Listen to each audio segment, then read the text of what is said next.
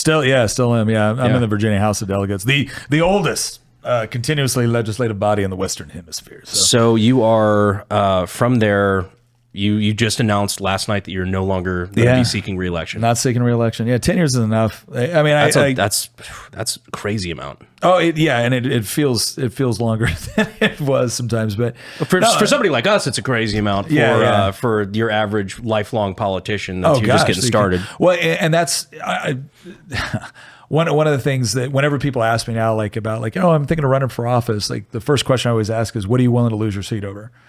If you can't tell me what you're willing to lose your seat over, the answer is nothing. And you will compromise in order to keep your seat because you'll convince yourself that you can't get anything done if you can't get reelected. And that's the slippery slope. Like if you can't list off right now the things where like I would take that vote, lose my seat and smile about it, I don't want you anywhere near elected office. Yep. But some people, not all, there's good. I serve with some really good people.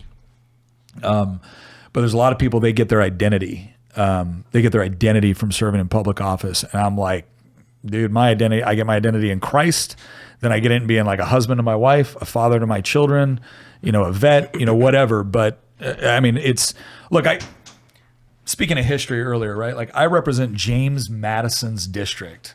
Oh, that's fucking cool. Right. In a legislative body that tracks its history all the way to the House of Burgesses, which means we've been in operation for over 400 years. There is something truly cool about that. And believe me, the first time I walked in the Virginia House of Delegates, I remember they escorted me in, said, delegate-elect, wait here. I'm going to go find the other people because I was a military guy. So it was like 30 minutes early. And I remember sitting there, it was just quiet. And I'm sitting in that chamber going, there's got to be a mistake, man. There's got to be a mistake. The imposter syndrome kicks in. Oh yeah, big time. It goes away quickly when you meet your colleagues. But anyway, did you try wearing a tuxedo tank top while you did it? I did not. I didn't have that kind of boldness. but yeah, no. It was. I looked at it. It was 10 years, and there's still stuff I want to do, and obviously the things I believe in, and there's a lot of ways to fight for it. It doesn't have to be politics, because I think that the cultural component is what's the part that is most in dire right now. But I think it's good to just pick a time where it's like, look, find somebody that you think will do a good job, find a good replacement, and then, bow out and let them take a crack at it. I think politics is better when we don't have a bunch of people that are trying to do it for 30 or 40 years. Yeah, because a lot of those people don't have anything else. Yeah. They've never had anything else. Their entire, like you said, identity. That's all they've ever been. They've never produced anything in the free market. That's their claim to fame. That's all they've ever done. Yeah. I will. One of the things about the other thing too about a state legislature is that with the exception of 4 states, all of your state legislatures are part-time. I mean, you still got full-time constituent services requirements and whatnot, but in Virginia, you get paid $17,600 a year to be a delegate. It's not supposed to be a full-time salary. You go down, you have 60 days in even years, you have 45 days in odd years, you go through 2,000 bills in that period, and that's it. You're done. Go back to your district. That's where you live. That's where you work. Get a real job. That's the way it was supposed to be. It should be. Congress should be that way. Yeah, Congress should 100%. be that way. I wanted to propose something where I was like, I want the salary cap of congressmen, like elected representatives, to be the median income of their district. Yeah. That's the salary cap. Yeah. I think you should get lodging per diem for staying in DC, but that's only enough to like when you're there. You don't get it, so you're not buying houses in DC and then staying there. That's bullshit. I want them to have barracks. You're a public servant. I want this to be service like the military. Yeah, I don't want this to be fun for you because it's not supposed to be. I want them to bring back when politicians that actually fight each other.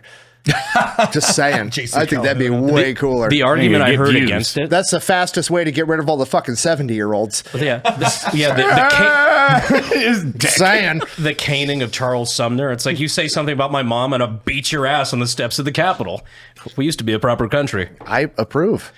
I like it. The argument I heard against that was that if you lower their salary, like, well, now you're just giving them incentive to be corrupt and take deals on the side. I'm like, they fucking do that already. Yeah. Well, I mean, that's the point. Is like, or I'm increasing the incentive for people that are actually successful outside of politics and can now afford to go and just do the right thing for fun, to go and do that. Exactly. That's a meritocracy. Fucking good. Crazy. Oh, fuck. I want people good at their job. Shit. Horrible person. People who have, had employees and like built businesses and know how to balance a budget. Nick's getting me fired up on a Friday. Good. This is the earliest unsub we've ever filmed. What time is it? Oh, it is. It's really almost is. 1:42. It's almost 2 p.m. I'm already upset. Usually we're still just getting to brunch. Yeah. Normally. Brenner. What are you going to do? Anything since you've been kind of in that wheelhouse of politics again? Are you thinking like maybe Do it. I really still don't know. I have a lot of people trying to I have a lot of people trying to bully me into running again, and I feel like we would do really good if I did. Do it. But it's the question of I've met with a couple people that are looking at running in that district too, and I'm happy to give them advice, like say like this is what I learned, here are the pitfalls, but like here's basically the roadmap. Here's what I did. But I told him flat out, I'm like, I don't know what I'm going to do right now because I don't know if I want to run back the worst 9 months of my life. Because that fucking sucked. Running for office fucking is fucking shit. I really want to hear Nick's opinion on this too. Yeah. Because basically I was being asked if I was going to run for House again. Yeah. I'm like the big decision is like I feel like I do a lot better this time because I missed it by 407 votes in a primary runoff. Yeah. But I'm like, I also don't know. Like, that was the worst 9 months of my life by far. Yeah. Bro, he has the funniest smear campaign I've ever fucking seen in a mailer. Cody has it framed on his wall. Yeah. It's a Photoshop picture of him, and it says Brandon Herrera's all hat and no cattle. And it's him in a cowboy outfit with like a comically large Turd Ferguson cowboy hat. And they sent that out as like slander. It's the funniest fucking ad I've ever seen. And I bought a Turd Ferguson hat. I was like, hell yeah, brother. So I'll say this. I do, again, not having done a deep dive into the race and just what I know about it, I do think if you ran again, you'd win. Because I don't think the smear campaign's worked the second time around. Yeah. It's the 8 Mile thing. Yeah. The other thing too is that and from what I understand, it's a solid red district, right? So it is like you could shoot someone on live TV, right? As long as you win the primary, you're got good. it. Because it used to be a close district. It used to be like maybe a +2. Yeah. Now it's like a +15. So I ran for Congress, and it was during COVID. That was fun. You ran for House or Senate? House. Really? Okay, I didn't know that. House in 2020 I knew you against did a Abigail Senate. Spanberger. Okay. That was a $20 million race because it was considered one of the top 5 races in the country because of how close the district was. Oh shit! And I'll tell you right now, you don't want to be in that kind of district. That sucks. Your whole life is going to be fundraising. When I had to run that race, I hate fundraising with a fiery passion. Like I despise it. And when I had to run for Congress in order to try to be successful, 6 hours a day, 6 days a week, I was on the phone fundraising. Dialing for dollars. Miserable. Absolutely miserable. I always felt so weird about that. I would Uh-huh. rather, in the way, and this is where I guess I was kind of unique in that way, but I hated doing that. I didn't really do it. Yeah. I told my consultant, I'm like, I'd rather just work harder on my own businesses and make more money and put my own money in. Yeah. It's do that. like it's tough. It sucks. So here's what I'll say. Like, I mean, I think you'd win. And obviously, I think you'd be an excellent voice in Congress. And God knows we need people, especially in Congress, because my biggest fear right now is I see all these people. We have a program we do called Doge Watch, and we highlight everything Doge has done for the week. And I have all these people going like, Doge is finance, but why aren't they acting? I'm like, because they're an advisory committee. They don't have any executive authority. They can make recommendations, and the executive branch can do certain things. But the only way any of this lasts is if you have legislation, which means you have to have members of Congress willing to actually carry the bills. And the number of people that we have willing to do that is nowhere near what I think most people think it is. And so we definitely need people that are willing to do it. Why is that, Nick? Why do we not have enough people willing to do it? Yeah, why do they want to get rid of their money? Office, why are they not willing to do it? I know where this is. How much time we got left? The amount of money on your Doge Watch of like spending your last one you just did, it was 25 million or 18 million to hire the people to do the same thing for like $25 million. Oh, it was the wild. I was IRS, like, the Jesus. IRS spent $15 billion on an IT modernization program that's 30 years overdue. It's still not there. It's still not there. But you look at this stuff, and here's what it comes down to. You go look at the House right now, right? We have the House by what, like 5 seats? So they're going to look at it from the perspective of how do we maintain the majority. Yep. So they're going to look at everybody in purple districts, and they say we can't do anything that puts people in purple districts in jeopardy. And so now the entire House is going to be subject to whatever those 15 seats need or don't need. And everything is going to be, how do we maintain the majority? The majority doesn't fucking matter if you don't do anything with it. Yes. Like, yes. Yeah. And this is the part, this is the one thing that I hold out hope, right? There are so many people, if you look at Trump's approval ratings, there's a ton of people that didn't really like Trump, but voted for him because he wasn't Kamala Harris, who now like him. Why? Because like the guy or hate the guy, he does what he says he's going to do. And people are seeing action. And if there's one thing that people actually appreciate, especially a wide swath of people that don't necessarily follow politics, but are tired of business as usual, they like somebody that actually says they're going to do something and goes and does it. Not to mention the fact that they've actually done an excellent job with new media on highlighting the absolute waste. It is really, really hard to have any sympathy for, oh my gosh, I can't believe that poor person at USAID lost their job. You were sending $50 million a year to DEI scholarships in Burma. Burma's a military junta.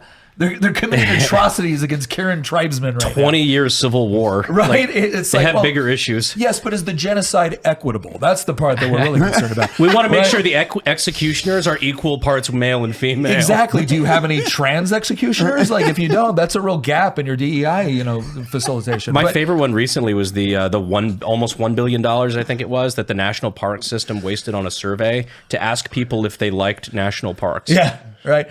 $1 billion fucking dollars. The Department of Interior, well, it gets worse. That's the one. The Department of the Interior spent all of this money on an internal, so they had an internal contract to develop their own customer satisfaction survey. And then they contracted out to a company to do customer satisfaction surveys, right? This is the sort of stuff that is going on. And they're like, oh my gosh, we're cutting this. Yes, good. Cut more. Somebody asked me once, they're like, well, Nick, what would you cut from the federal government? This will be far quicker if I tell you what I'd keep. Yeah. Right? You can have defense. Afuera. Yeah, oh my God. Javier Milei is still my favorite. Right? Javier, like, why do you call these socialists? Because they are. Yeah. But no, but I mean, that's really where we're at right now. We got too many people that are so concerned about maintaining the majority that they don't do anything with it, and then they lose the majority. And it's like, that's not where people are at right now. Not to mention the fact that it's just cowardly. Eventually, you're going to lose anyways, because if that's your mindset, you're never willing to actually provide an alternative. You'll lose your base. Yes. Yeah, your base wants you in because you're going to do these things. And if you don't do those things because you're worried about losing, it's so circular. Yeah, it drives me crazy. And this is we did an interview with Rand Paul, and Rand Paul and Thomas Massie were the two guys to vote no against the continuing resolution, and Trump really went after Massie. Yeah, and I look, I'm a big fan, but I'm like, dude, don't go after Massie. Massie was one of the guys that's like fighting this fight when he was the only one doing it. Holy hell! Those always feel like mommy and daddy are fighting. Yes, I'm like, God, I like both of you. Would you please just listen to each other? This is why career politicians shouldn't be a thing, because they get elected to go do a thing, and then they get there. It's like the knight goes to slay the dragon, but then the knight realizes if he kills the dragon, he'll be out of work, so he becomes a dragon conservationist. No, just kill the fucking dragon and go back to your farm. No, you got shit to do. It's right there. Here's a sword. Fucking Now the donkey's fucking the dragon. We've got little half donkey dragons running around. Shrek is pissed. Things are horrible. Hey, now you're an all-star.